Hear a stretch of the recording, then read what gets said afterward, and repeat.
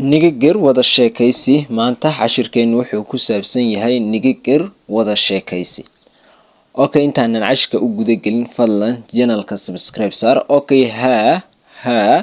Anji Anji waxaa loo adeegsadaa gabadh ka hortaagan antene wiil ka hortaagan. Anji sidee tahay inee dehnaanin anigu waan fiicanahay timihirti indetno waxbarashadu waa sidee timihirti waxbarashadu indetno waa sidee timihirte waxbarashadaydu tirunow way fiican tahay amaaranya iyo tamarkunow amxaariga ayaan bartaa amaaranya iyo tamarkunow amxaariga ayaan bartaa tirunow waa wax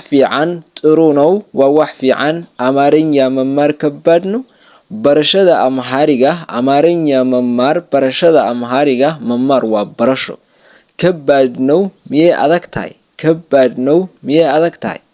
tinish ka badnow waxoogaa way adag tahay tinish waxoogaa ama wax yar